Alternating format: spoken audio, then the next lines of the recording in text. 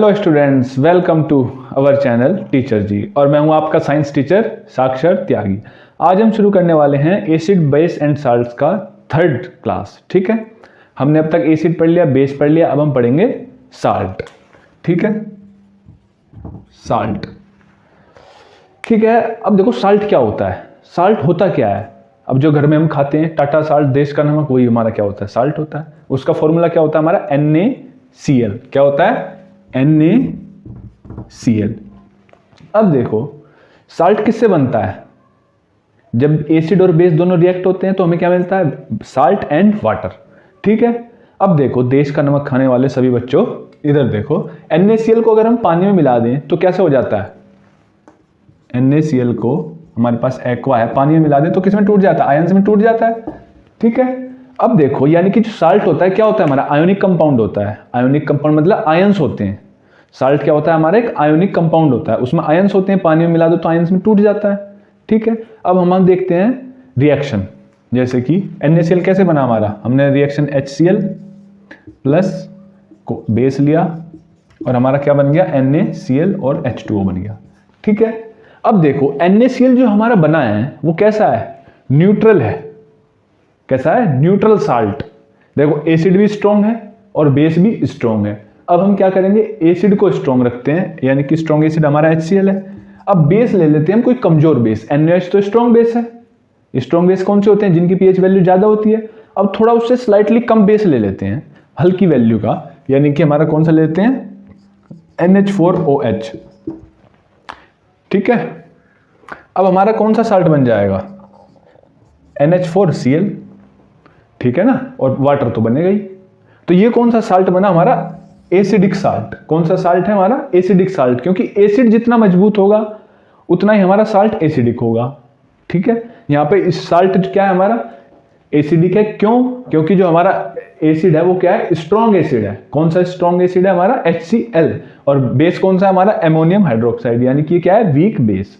अब हम करते हैं, एसिडिक साल्ट बना था, अब बनाते हैं बेसिक साल्ट। कौन सा, ये एसिडिक था, अब बेसिक साल्ट बना लेते हैं। बेसिक साल्ट में क्या होगा, अब देखो हमें एसिड कमजोर कर देना है, फिर बेसिक तभी तो बनेगा जब बेस स्ट्रॉन्ग होगा, है ना। बेस जितना स्ट्रॉन्ग होगा उतना ही हमारा बेसिक साल्ट अच्छा बनेगा। तो HCl की जगह वीक एसिड कौन सा ले लेते हैं, एसिटिक एसिड। एसिटिक एसिड ले लिया और हमने क्या ले लिया, बेस। बेस कौन सा ले लिया, NaOH। NaOH हमारा स्ट्रॉन्ग बेस है और ये एसिटिक एसिड वीक है, तो ये कौन सा बन गया हमारा, वीक, हमारा क्या कह सकते हैं, वीक एसिडिक या बेसिक साल्ट। ये लिख दो सिर्फ, बेसिक साल्ट बन गया। कैसा साल्ट बन गया, बेसिक साल्ट। ठीक है, ये NaCl क्या था हमारा, न्यूट्रल, ये एसिडिक, और ये वाला जो बना हमारा कौन सा बनेगा, ये क्या होता है, एसिटिक एसिड, तो सोडियम एसीटेट। ये कौन सा साल्ट है हमारा, बेसिक साल्ट। अब ऐसे ही हम न्यूट्रल साल्ट बनाना है, तो यहाँ पे स्ट्रॉन्ग एसिड लिया था, स्ट्रॉन्ग बेस लिया था। अब यहाँ पे क्या ले लो, weak acid, weak acid acetic acid, और स्ट्रॉन्ग वीक बेस कौन सा होगा हमारा, अमोनियम हाइड्रोक्साइड। फिर भी क्या बनेगा हमारा, न्यूट्रल साल्ट बनेगा। आया समझ में, ठीक है।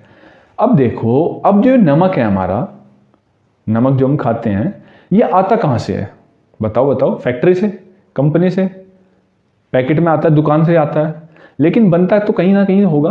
कहाँ पे बनता है ये निकलता है हमारा समुद्र में से। कहाँ से, समुद्र में से निकलता है, समझे। समुद्र में क्या करते हैं, पानी लिया समुद्र का, छोटे छोटे से गड्ढे करे इतने इतने से, उनमें भर दिया पानी, बड़े बड़े से, मतलब मैं तो एक आपने हाथ के हिसाब से बता रहा हूँ, थोड़ा सा गड्ढा किया, उसमें भर दिया पानी समुद्र का। अब समुद्र के पानी में तो होता ही नमक है। अब वो क्या होगा, धीरे धीरे जब सूरज की रोशनी उस पर लगेगी तो क्या होगा, वो उड़ता रहेगा हवा में, इवापोरेशन होता रहेगा। हवा चलेगी तो भी इवापोरेशन होता रहेगा, और वो क्या रह जाएगा, नमक रह जाएगा। धीरे धीरे धीरे धीरे क्या रह जाएगा, नमक रह जाएगा नीचे उसके गड्ढे में। ठीक है, फिर ये फैक्ट्री जाता है, फिर क्योंकि इम्प्योरिटीज तो कुछ होती हैं, इम्प्योरिटीज साफ होके फिर ये पैकेट में बंद हो गए, दुकान पे आ जाता है, समझे। यानी कि कैसे होता है, छोटे छोटे गड्ढे कर लेते हैं, उनमें नमक भर देते हैं, वो पानी, समुद्र का पानी भर देते हैं, फिर वो उड़ जाता है इवापोरेशन से और हवा से लग लग के, बस फिर हमें नमक मिल जाता है। ठीक है, एक तुमने पढ़ा होगा अगर सोशल स्टडीज में अपनी, एक दांडी मार्च हुआ था ना। दांडी मार्च जो गांधी जी ने करा था, नमक सत्याग्रह, वो इसीलिए करा था क्योंकि क्या हुआ था, अंग्रेजों ने क्या करा था, अपना कानून ले लिया कि हाँ भाई नमक हमें बनाएंगे, और उस पर टैक्स लगा दिया। तो गांधी जी ने फिर वो कहा कि नमक तो भाई सबकी ज़रूरत है, उस पर तुम टैक्स क्यों लगा रहे हो। तो इसलिए उन्होंने सत्याग्रह करा था नमक को, जिससे कि नमक सभी को आसानी से मिल सके। ठीक है, तो टॉपिक क्लियर हुआ स्टूडेंट्स। अब हम पढ़ते हैं नेक्स्ट टॉपिक हमारा, ठीक है, वो है क्या है, NaOH। NaOH क्या होता है हमारा, सोडियम हाइड्रोक्साइड, या इसका दूसरा नाम क्या है, कॉस्टिक सोडा। क्या है, कॉस्टिक सोडा, लिख देता हूं मैं, क्या नाम है, कॉस्टिक सोडा। अब इसकी मैन्युफैक्चरिंग पढ़ते हैं हम कैसे होती है। अब देखो NaCl सबको पता है नमक होता है। अब NaCl को लो अपने हाथ में और उसको पानी में मिला दो। क्या करो, NaCl लो और ये हमारा बीकर है, इसमें पानी में मिला दो, पानी में डाल दिया। अब क्या हुआ, इसका नमक को पानी में डालने, जब डाल देते हैं और वो घुल जाता है तो उसे क्या कहते हैं, ब्राइन सॉल्यूशन। क्या कहते हैं, ब्राइन सॉल्यूशन। ठीक है, सपोज करो हमने एक बीकर लिया, ठीक है, बड़ा सा बीकर बना लेते हैं, ये बीकर लिया, इसमें हमने पानी डाल दिया, ठीक है, फिर NaCl डाल दिया और घोल दिया, ठीक है, इसमें इलेक्ट्रोड लगा दी 2, एक एनोड इलेक्ट्रोड और कैथोड, और ये बैटरी से अटैच कर दिया, ठीक है, बैटरी से अटैच कर दिया, कैथोड ले लिया, एनोड, 2 इलेक्ट्रोड ले ली, ठीक है। अब इसमें क्या है, NaCl है और पानी का घोल है, सॉल्यूशन है, इसे हम क्या कहते हैं, ब्राइन सॉल्यूशन। अब इसमें से हमने इलेक्ट्रिसिटी पास कर दी, बैटरी से अटैच है, स्विच ऑन कर दिया, बैटरी से अटैच हुआ। अब क्या होगा, ये तो अब क्या होगा, जो NaCl होता है हमारा कैसा होता है, NaCl एक्वा फॉर्म में, किसमें टूट जाता है, आयंस में, ठीक है। NaCl हमारा कैसा होता है, आयोनिक कंपाउंड है, तो किसमें टूट जाएगा, आयंस में टूट जाएगा, Na+Cl नेगेटिव में, ठीक है, क्लियर बात हुई। अब क्या होगा, लेकिन पानी भी तो है, पानी कैसे टूट जाता है हमारा H2O, H+ में और OH नेगेटिव में, H+ आयंस और OH नेगेटिव आयंस में, ठीक है। अब हमारे पास क्या है, कैथोड है, कैथोड कैसी होती है, नेगेटिव, ठीक है, कैथोड नेगेटिव होती है, तो नेगेटिव के पास कौन से चार्ज जाएंगे, Na+ और H पॉजिटिव, Na पॉजिटिव और H पॉजिटिव, ठीक है, कौन से गए, Na पॉजिटिव और H पॉजिटिव।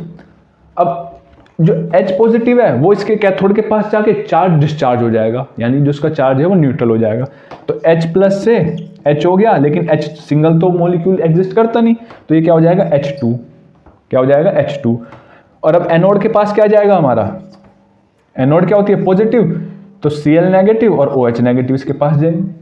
अब Cl नेगेटिव एनोड के पास जाएगा तो डिस्चार्ज हो जाएगा, यानी कि अपना चार्ज खो देगा, और अपना चार्ज खो देगा तो क्या बना देगा, Cl2 मॉलिक्यूल, जैसे यहाँ पे H2 मॉलिक्यूल बनाया था, यहाँ पे क्या बना देगा, Cl2 मॉलिक्यूल, ठीक है। अब क्या बचा सॉल्यूशन में हमारे पास, Na खाली बच गया, Na पॉजिटिव और OH नेगेटिव, खाली पानी में घूम रहे हैं, ये तो एनोड कैथोड पे जाकर डिस्चार्ज हो गए, तो ये मिलके क्या बना देंगे, NaOH,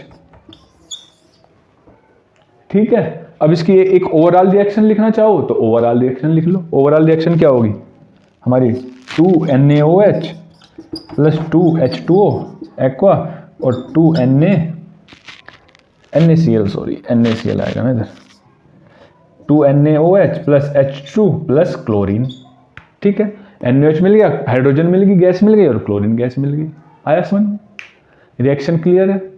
यानी कि हमारा क्या हुआ, एक बार और बता देता हूँ फटाफट। NaCl लिया हमने, H2O लिया, पानी में घोल दिया, ठीक है। अब इलेक्ट्रिसिटी पास करा दी उस ब्राइन सॉल्यूशन में से, तो NaCl क्या आयोनिक कंपाउंड है हमारा, किसमें टूट जाएगा, Na+ और Cl नेगेटिव आयंस में, H2O किसमें टूट जाएगा, H+ में और OH नेगेटिव आयंस में, ठीक है। अब आगे क्या होगा, कैथोड क्या होता है, नेगेटिव, तो इसके पास कौन से जाएंगे, पॉजिटिव जो है हमारे, पॉजिटिव क्या है, Na+ और H पॉजिटिव है, ये दोनों हो गए। H+ जाके यहाँ पे डिस्चार्ज हो गया, डिस्चार्ज इसको होकर इसने क्या बना दिया, H2 मॉलिक्यूल। एनोड के पास क्या हमारा, Cl नेगेटिव और OH नेगेटिव, ध्यान से देखो। फिर क्या हुआ, Cl हमारा डिस्चार्ज हो गया तो Cl2 मॉलिक्यूल बना दिया उसने। फिर ओवरऑल रिएक्शन हमारी क्या हो गई, और ये जो बचे Na पॉजिटिव और OH नेगेटिव मिलके एक हो गए, तो हमारे पास 3 चीज आ गई, NaOH आ गया, हाइड्रोजन आ गया और क्लोरीन आ गया। सिंपल सी बात, ठीक है। अब इनके यूजेस देखते हैं, कि सोडियम हाइड्रोक्साइड या कॉस्टिक सोडा जिसे हम कहते हैं, उसके आखिर में ये यूज क्या है, हम क्यों बना रहे हैं, हम पागल थोड़ी हैं, क्यों बनाएंगे, कुछ कारण होगा। अब ये आता है हमारा NaOH डीग्रीजिंग ऑफ मेटल्स, यानी कि जो जैसे मेटल है इस पे से ग्रीस, जो ग्रीसिंग की लेयर, ऑयल की लेयर लगी रहती है, उसको हटाने में, रिमूव करने में। और कहाँ पे काम आता है, सोप्स, डिटर्जेंट्स, ये सब बनाने में, ठीक है, पेपर बनाने में, ठीक है। और हाइड्रोजन कहाँ इस्तेमाल होता है, हाइड्रोजन फ्यूल, सबको पता है, रॉकेट में यूज़ होता है। आजकल तो गाड़ियाँ भी आने वाली हैं कुछ समय में, भारत में भी, हमारे देश में भी, जो हाइड्रो फ्यूल से चलेंगी। और ये एक जगह यूज़ आता है, मार्जरीन। ये क्या होता है सर जी? बस ये बताता हूँ। ये होता है तुम्हारा एक मक्खन होता है, नकली मक्खन, जिसे वनस्पति घी कहते हैं, ये मान लो ये होता है। ठीक है, अब यूज़ आता है हमारा, और हाइड्रोजन का कहाँ यूज़ आता है? एमोनिया बनाने में, मैन्युफैक्चरिंग ऑफ एमोनिया। ठीक है, अब क्लोरीन का कहाँ इस्तेमाल आता है? क्लोरीन कहाँ इस्तेमाल आती है भैया? सबको पता है, स्विमिंग पूल्स में यूज़ होती है, वाटर डिसइंफेक्टेंट है, वाटर को साफ करने के लिए, पीवीसी बनाने के लिए, सीएफसी बनाने के लिए। ठीक है, ये इनके यूजेस हो गए। आया समझ में? चलो ठीक है स्टूडेंट्स, अब हम पढ़ते हैं हमारा नेक्स्ट टॉपिक क्या है, कैल्शियम ऑक्सीक्लोराइड। ये किसका नाम होता है? ब्लीचिंग का नाम तो सुना होगा सबने, ब्लीचिंग क्या होती है? तो उसी का, ब्लीचिंग पाउडर को हम क्या कहते हैं? Calcium oxychloride. ब्लीचिंग पाउडर का दूसरा नाम क्या है? और फॉर्मूला पहले इसका बता देता हूँ, CaCO2, कैल्शियम ऑक्सीक्लोराइड। ठीक है, ब्लीचिंग पाउडर क्या होता है हमारा? Calcium oxychloride. ब्लीचिंग पाउडर तो तुमने सबने सुना है, ब्लीचिंग के लिए यूज होता है। ब्लीचिंग का मतलब क्या होता है पहले ये पता होना चाहिए। ब्लीचिंग का मतलब होता है टू डीकलराइज, किसी चीज से कोई रंग हटा देना, कपड़े पे से। ज्यादातर कहाँ पे यूज होता है? कपड़ों में यूज होता है ब्लीचिंग, हमारा लॉन्ड्रीज वगैरह में। तो डीकलराइज, इसका मतलब होता है डीकलराइज करना, किसी चीज का रंग साफ कर देना। ठीक है, तो हम पहले देखते हैं इसकी प्रिपरेशन कैसे होती है। इसकी प्रिपरेशन होती है, तुमने एक कंपाउंड सुना होगा, कैल्शियम हाइड्रोक्साइड, स्लेक्ड लाइम जिसे हम कहते हैं। उसका फॉर्मूला क्या होता है? उसका फॉर्मूला होता है CaH2। ठीक है, यही होता है। इसमें से पास करा दो chlorine gas. Calcium slaked lime होता है हमारा, स्लेक्ड लाइम में से क्लोरीन गैस पास करा दो, और ये सूखा लेना है, ड्राई कैल्शियम हाइड्रोक्साइड लेना है। ये इसे दूसरा नाम क्या है? Slaked lime. ठीक है, इसमें से क्लोरीन गैस पास करा दो, सिंपल सा तो है। हमारा क्या बन जाएगा? Calcium oxychloride plus H2O। बस सिंपल सी रिएक्शन है। स्लेक्ड लाइम में से क्लोरीन पास करा दो, अपना कंपाउंड बन गया। बस सिंपल सा है, सबसे सिंपल है ब्लीचिंग पाउडर हमारा, है ना। अब इसके यूजेस कहाँ होते हैं? यूजेस भाई, कोई भी कंपाउंड बनाएंगे तो यूज होंगे, तभी तो बना रहे हैं। तो इसका यूज है हमारा टेक्सटाइल इंडस्ट्री में, जहाँ पे कपड़े बनते हैं ना, ये कपड़े किसी भी तरह के, टेक्सटाइल इंडस्ट्री में ये कॉटन और लिनन को ब्लीचिंग करने के लिए इस्तेमाल आता है। ठीक है, और कहाँ पे?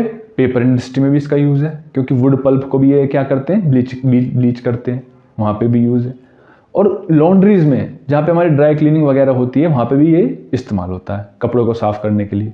सपोज तुमने कोई नई शर्ट खरीदी, सपोज कि तुमने एक नई शर्ट खरीदी, ठीक है, और उस पर कोई दाग लग गया। अब भैया अब क्या करें? अभी पहली बार ही पहनी थी और शर्ट पे दाग लग गया, और ये तो बड़ा 2000 रुपये की तुम शर्ट लाए हो, ज़्यादा महंगी ले ली तुमने शौक में, भाई शादी में पहननी है भैया की। अब उस पर दाग लग गया शादी में, किसी ने कड़ी चावल गिरा दिया या कोई भी गिरा दिया, तो फिर क्या होता है? वो हम भेज देते हैं ड्राई क्लीनिंग में, जिससे कि वो शर्ट साफ़ हो जाए और हमारी कीमत जो है 50-100 रुपये लग के ही वो शर्ट सही हो जाए। तो इसमें भी इस्तेमाल आता है। और इसका इस्तेमाल कहाँ है? पानी को साफ़ करने के लिए। क्या? पानी को साफ़ करने के लिए, ड्रिंकिंग वाटर को। और एक चीज़ जो होती है इसमें ना, क्लोरीन जो होती है, क्लोरीन तो तुम्हें पता है बहुत ही स्ट्रॉन्ग ऑक्सीडाइजिंग एजेंट है। क्या है? बहुत ही स्ट्रॉन्ग ऑक्सीडाइजिंग एजेंट है। तो ये ऑक्सीडाइजिंग एजेंट होता क्या है? जो दूसरों को ऑक्सीजन दे दे। तो क्लोरीन जो है बहुत ही पावरफुल स्ट्रॉन्ग ऑक्सीडाइजिंग एजेंट है, तो ये भी वहाँ पे भी यूज होता है एज ए ऑक्सीडाइजिंग एजेंट। ठीक है, तो अब हमारा स्टूडेंट्स नेक्स्ट टॉपिक है बेकिंग सोडा। क्या है? Baking soda. अब बेकिंग सोडा को दूसरा नाम क्या होता है इसका? बेकिंग सोडा का फॉर्मूला क्या होता है पहले तो ये पता होना चाहिए। बेकिंग सोडा का फॉर्मूला होता है हमारा NaHCO3। ये पेन हो गया खत्म। क्या होता है? NaHCO3। और इसका दूसरा नाम क्या होगा? Na से सोडियम, H लगा तो बाई, और CO3 क्या होता है? कार्बोनेट, यानी कि सोडियम बाई कार्बोनेट। ठीक है, समझे? फॉर्मूला याद हो जाएगा। NaHCO3 सिंपल सा है बेकिंग सोडा का। ठीक है, अब बेकिंग सोडा से कुछ समझ आ रहा होगा, किचन से रिलेटेड है, इतना बता देता हूँ। इसका यूज फिर बाद में यूज पढ़ेंगे। किचन से रिलेटेड है। पहले इसकी हम देखते हैं अब प्रिपरेशन कि ये बनता कैसे है। बनता कैसे है? रॉ मटेरियल सबके लिए क्या है? NaCl। जितने भी हमारे साल्ट्स हैं मोस्टली उनके लिए जो भी हम बनाते हैं डेली यूज़ में यूज़ करते हैं साल्ट्स के कंपाउंड, वो ज़्यादातर किससे बनते हैं? NaCl से। ये भी किससे बना है? NaCl से। कैसे? इसकी प्रिपरेशन देख लेते हैं। देखो NaCl में क्या मिला दिया हमने? पानी मिला दिया। NaCl लिया, नमक लिया एक बीकर में, उसमें पानी मिला दिया और कार्बन डाइऑक्साइड हमने फूंक मार दी इन्वायरमेंट में से, और इसमें क्या मिला दिया? Ammonia NH3। ये ध्यान रखना है भाई। NaCl तुम्हारे लिए जाना पहचाना है। H2O तो पानी है, पानी में नमक डाल दिया, CO2 भी डाल दी, मिला दी वहाँ पे, और अमोनिया है एक तुम्हारे लिए नया, और तो सब तो जाने पहचानी है। अब इससे क्या बन गया हमारा कंपाउंड? NH4Cl plus NaHCO3। ये हमें चाहिए था, ये हमारा बन गया। ठीक है, क्या बना? सोडियम कार्बोनेट बन गया हमारा, यही हमें चाहिए था। अब भैया हमने सोडियम कार्बोनेट तो बना लिया, पर इसका कुछ इस्तेमाल होगा तभी तो बनाया, और किचन में इसका इस्तेमाल होता है ज़्यादातर, हम रखा ही रहता है, लेकिन नाम अलग होता है थोड़ा सा, वो भी बताता हूँ क्या होता है। पहला हम इसका इस्तेमाल देखते हैं। देखो ये क्या होता है? एक बेस है। क्या है? NaHCO3 क्या है हमारा? एक बेस है, नॉन कोरोसिव बेस, जिसे हम खा सकते हैं। माइल्ड बेस है। क्या है? मतलब ऐसा बेस है जिसे हम आसानी से खा सकते हैं, कोई नुकसान नहीं करता। ठीक है, अब इसका यूज़ देखते हैं। बेस है तो एसिडिटी को ख़त्म करेगा। अब एसिडिटी को ख़त्म करेगा तो एंटी एसिड होगा, यानी कि अगर हम खाएंगे, हमने ज़्यादा ही ब्रेड पकोड़े या और कुछ तली भुनी चीज़ें खा ली हैं और ज़्यादा खा लिया, हम शादी वादी में गए, तो फिर हमें क्या ज़रूरत पड़ेगी? बेकिंग सोडा लेने की, क्योंकि हमारी बॉडी में क्या बन गया? पेट में एसिड ज़्यादा बन गया और वो डकारें आ रही हैं खट्टी खट्टी, और अब मन कर रहा है यार इससे तो अच्छा शादी में इतना ना खाते, है ना। तो क्या होता है? ये न्यूट्रलाइज कर देता है। जब हम बेकिंग सोडा लेंगे थोड़ा सा तो एंटी एसिड काम करेगा। बेस है तो क्या करेगा? एसिड को न्यूट्रलाइज कर देगा। ये इसका यूज़ है एज ए एंटी एसिड। दूसरा यूज़ क्या है? Baking powder. अब आइए तुम्हारी रसोई की बात, कैसे इस्तेमाल होता है बेकिंग पाउडर। अब बेकिंग पाउडर कहाँ कहाँ इस्तेमाल होता है पहले तो ये बताऊँ। देखो ब्रेड बनाने में, ब्रेड पकोड़े पकौड़ी ये सब बनाने में क्या इस्तेमाल होता है? उनको कुरकुरा बनाने में, क्रिस्पी बनाने में क्या यूज़ होता है? Baking powder. और बेकिंग पाउडर किससे बनता है? बेकिंग सोडा से। ठीक है, और कैसे बनता है ये बताएंगे अभी। केक्स होते हैं हमारे, ठीक है, ब्रेड्स होती हैं, वो किस वजह से फुली फुली सी रहती हैं? बेकिंग पाउडर की वजह से। अब बेकिंग पाउडर बनता कैसे है? बेकिंग सोडा में एक एसिड मिला देते हैं हम, खाने वाला कोई भी एसिड। कैसे? जैसे हमारा बेकिंग सोडा है NaHCO3, इसमें कोई भी एसिड मिला दिया H+, कोई भी ईडेबल जो हम खा सकते हैं, जैसे टर्टरिक एसिड। एग्जाम्पल क्या है इसका? टर्टरिक एसिड मिला दिया तो क्या बन गया हमारा? सोडियम साल्ट बन गया एक, sodium salt of acid, sodium salt of acid, और H2 और हमारा CO2 बन गया। और जो CO2 है यही जिम्मेदार होती है, जो CO2 बनी है हमारी, C बड़े बड़े अक्षरों में देख लो, यही जिम्मेदार होती है ब्रेड्स को, केक्स को फुलाने में। आया समझ? क्योंकि जैसे हमने कोई भी डो है हमारा, आटा है, किसी भी चीज़ का हमारा बेस है, जब उसमें रिएक्शन हुई, ठीक है, हमने हीट किया तो CO2 बना। अब जब CO2 निकलेगी उसमें से, डो में से निकलेगी, तो उसको फुलाते हुए बाहर जाएगी। कैसे जाएगी? फुलाते हुए बाहर जाएगी। कोई भी हमारा डो है तो उसको फुलाती हुई बाहर जाएगी। कैसे जाएगी? फुला देगी, वो उसको फल्फी बना देगी, है ना।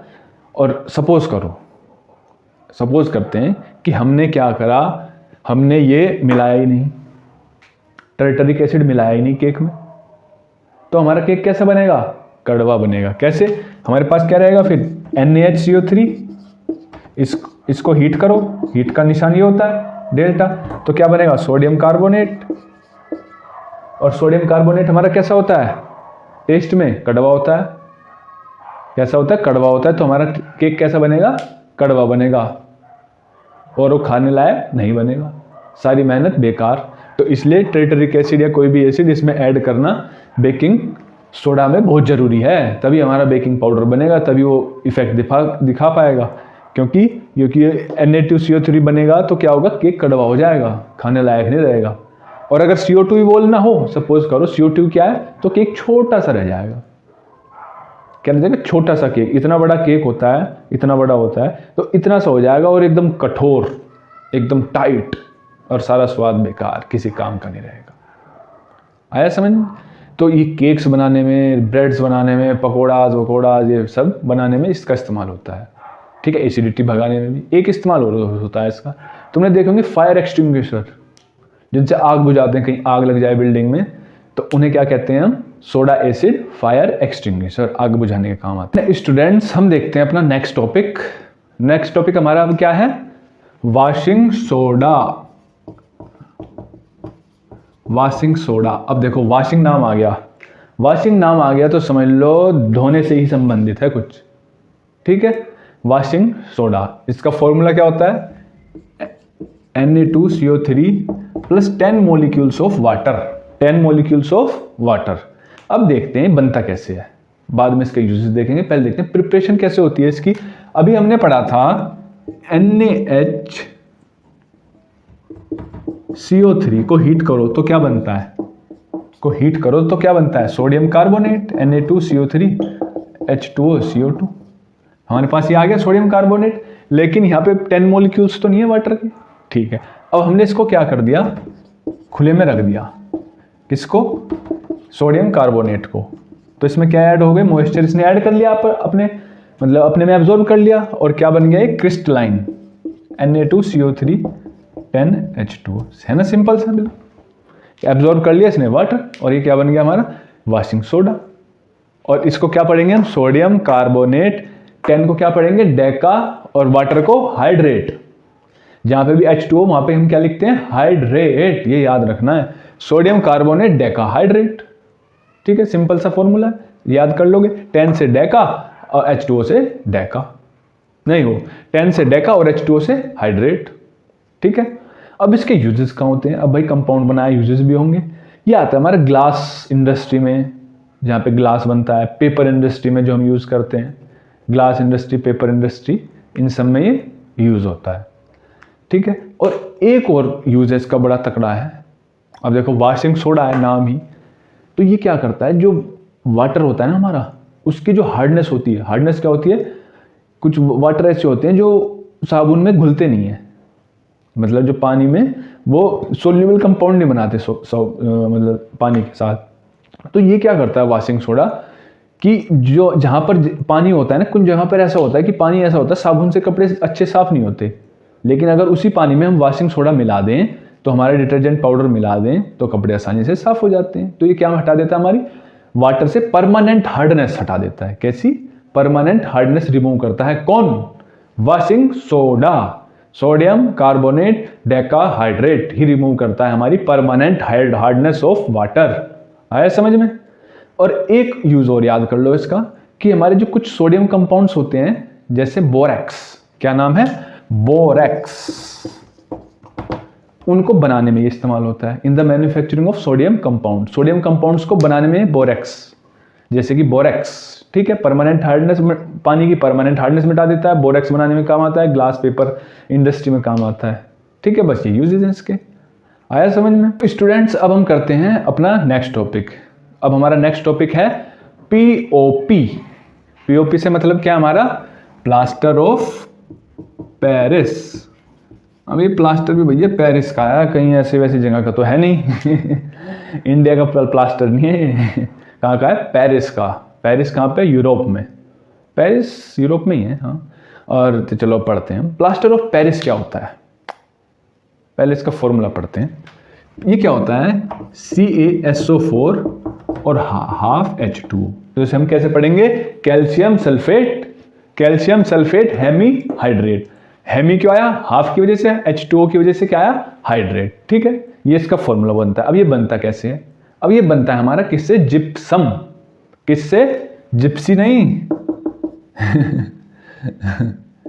जिप्सम, जिप्सी मत पढ़ लेना, ऐसे जिप्सी से बनता है जी, जिप्सम से बनता है, ठीक है। जिप्सम का फॉर्मूला क्या होता है, CaSO4 2, यहाँ पे क्या 2, और इसको हीट कर दो 373 केल्विन पे, कितने पे, या 100 डिग्री सेल्सियस पे, बात एक ही है। हीट कर दो तो हमारा क्या बन जाएगा, कैल्शियम सल्फेट हाफ H2O, और एक पार्ट हमारा ये बन जाएगा बस। इसे हम क्या लिख सकते हैं, 3/2 भी लिख सकते हैं, है ना। इस चीज को हम क्या लिख सकते हैं, 3/2 भी लिख सकते हैं, बस सिंपल सा है। जिप्सम को हीट करो 100 डिग्री सेल्सियस पे, तो हमारा क्या बन जाता है, प्लास्टर ऑफ पेरिस। और इसे पेरिस क्यों कहते हैं यार, ये तो बताओ। क्योंकि जो जिप्सम था हमारा कहाँ पे मिले था, पेरिस में मिला था। कहाँ मिला था, पेरिस में। पहली बार जब मिला था तो जिप्सम कहाँ मिला था, पेरिस में, तो इसलिए इसका क्या नाम रख देते हैं, प्लास्टर ऑफ पेरिस। अब इसके यूजेस भाई, इतनी मेहनत से हमने बनाया है, 100 का टेम्परेचर दिया, पेरिस में ढूंढा, इसका कुछ यूज़ भी तो होगा। अब ये कहाँ यूज़ होता है, स्टैचूज़ बनाने में। कहाँ पे, स्टैचूज़, मूर्ति हमारी जो होती है ना पूजा में इस्तेमाल होती हैं, और मतलब कहीं पे भी मूर्ति इस्तेमाल होती है जो पीओपी की बनती है, घरों की दीवारों को सुंदर बनाने के लिए। जैसे दीवारें हैं इनको सुंदर बनाने के लिए, फॉल सीलिंग जो हमारी छत होती है, नकली छत, सुंदर सी छत बना देते हैं, वो सब किससे बनते हैं, पीओपी। स्मूथनेस जो आती है वो किससे आती है दीवारों पे, पीओपी। ठीक है, ये इसके यूजेस पता चले। और कहाँ पे यूज होता है ये बताओ। डॉक्टर के पास गए हो, हड्डी वड्डी टूटी है कभी, तुम्हारी ना टूटी हो, तुम्हारे आसपास टूटी हो किसी की, परिवार की, चलो मैं नहीं कहूँगा, आसपास किसी की टूटी हो, तो एक सफ़ेद सफ़ेद सा वो जकड़ देते हैं पूरे हाथ को, ऐसे रहता है हाथ पूरा ऐसे, वो क्या होता है, वो होता है हमारा पीओपी। क्या होता है वो, पीओपी। ठीक है, प्लास्टर ऑफ पेरिस ही तो होता है वो, जिससे हड्डी टूट गई, फ्रैक्चर्ड बोन है, वो चढ़ा देते हैं डॉक्टर, वो सूख जाता है आधे घंटे में, बस काम खत्म।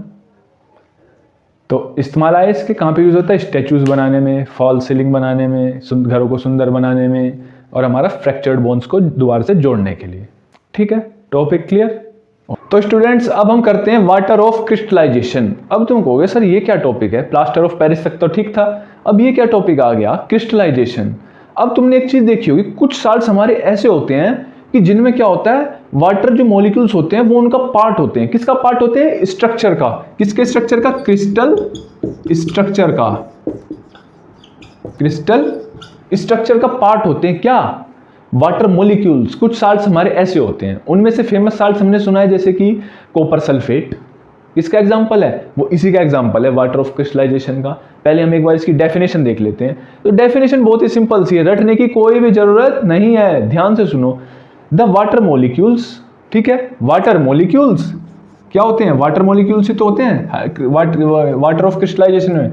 Water molecules which forms part of the crystal, part है किसके, क्रिस्टल किसके, साल्ट की। बस ये हमारी डेफिनेशन हो गई।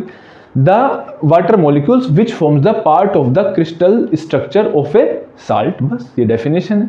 यानी कि साल्ट का जो हमारा क्रिस्टल स्ट्रक्चर है उसमें उसका बहुत ही जरूरी हिस्सा होते हैं, मोस्ट इंपॉर्टेंट पार्ट होते हैं क्या, वाटर मॉलिक्यूल्स, और उन्हें ही हम कहते हैं water of crystallisation. Example copper sulphate. Copper sulphate का क्या है, CuSO4 5H2O। जो ये 5H2O हैं यही होते हैं हमारे वाटर ऑफ क्रिस्टलाइजेशन।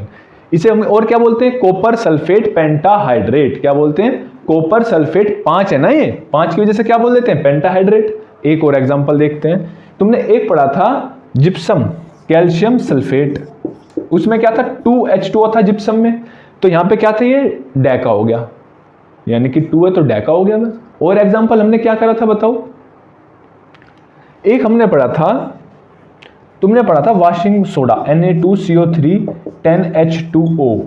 तो 10H2O यहां पे क्या है, वाटर ऑफ क्रिस्टलाइजेशन। अब देखो इस, तुमने एक चीज और पढ़ी होगी, हाइड्रेटेड साल्ट्स। हाइड्रेटेड साल्ट इन्हें कहते हैं क्या, किन्हें कहते हैं, इन्हें कहते हैं। ये हमारे क्या है, तीनों के तीनों हाइड्रेटेड साल्ट्स। अब एक वर्ड और है हमारा, वो क्या है, एनहाइड्रस। एनहाइड्रस का मतलब कि जब इन साल्ट्स को, हाइड्रेटेड साल्ट को हम हीट कर देते हैं, क्या कर देते हैं, हीट कर देते हैं, तो क्या बन जाते हैं, एनहाइड्रस बन जाते हैं। एग्जांपल देखो, कॉपर सल्फेट है हमारा CuSO4 5H2O। अब इसको हमने हीट कर दिया तो किस में कन्वर्ट हो गया, कॉपर सल्फेट, और जो 5H2O थे ये अलग चले गए हमारे। ठीक है, अब ये कैसे कलर का होता है कॉपर सल्फेट, बताओ, पता ही होगा तुम्हें, ये होता है हमारा ब्लू कलर का। ठीक है, लेकिन जैसे ही इसे हमने हीट करा तो ये कैसे कन्वर्ट हो जाता है, व्हाइट कलर में, क्योंकि जो इसका वाटर ऑफ क्रिस्टलाइजेशन है वो अलग हो जाता है और इसका कलर चेंज हो जाता है ब्लू से व्हाइट। यहां तक कि शेप भी चेंज हो जाती है, क्योंकि जो क्रिस्टल स्ट्रक्चर है वो टूट जाता है तो शेप भी बदल जाती है, कलर भी बदल जाता है। तो ये होते हैं हमारे, फिर जो ये बना हमारा, ये क्या है, एनहाइड्रस साल्ट, और ये क्या है हमारा, ये हमारा क्या, एनहाइड्रस, और ये क्या है हमारा, हाइड्रेटेड साल्ट। बस ठीक है। आया समझ में? क्लियर हुआ टॉपिक? बस ये हमारा वाटर ऑफ क्रिस्टलाइजेशन है। ठीक है, तो हीट से हम हाइड्रेटेड साल्ट्स को एनहाइड्रस कर देते हैं। और ऐसे ही हमारा जिप्सम है, जिप्सम को भी हीट करेंगे तो किस में हो जाएगा? एनहाइड्रस में हो जाएगा। हमारा कार्बोनेट है, ये कार्बोनेट को अगर इसको हीट कर दिया तो क्या बचेगा? सिर्फ कार्बोनेट ही तो बचेगा, वो क्या हमारा? एनहाइड्रस है। ये हमारा सिंपल सा टॉपिक था। तो टॉपिक क्लियर हुआ स्टूडेंट्स? तो ठीक है, आज की हम क्लास यहीं पे एंड करते हैं और फिर आगे का चैप्टर जो इसके क्वेश्चंस वगैरह होंगे एनसीईआरटी वगैरह वो भी करेंगे, वो अगली क्लास में करेंगे। तो thank you students for attending my class, और चैनल को सब्सक्राइब कर दें और वीडियो को लाइक कर दें और जितना फैला सकें फैला दें, शेयर कर दें सभी को अपने, जिससे कि सभी पर ये इन्फॉर्मेशन नॉलेज पहुंचती रहे। तो थैंक यू स्टूडेंट्स, मैं दोबारा वेलकम करता हूं आपका अपने ही चैनल टीचर जी पर, और आगे की वीडियोस को देखने के लिए चैनल पर आते रहेंगे। Thank you students.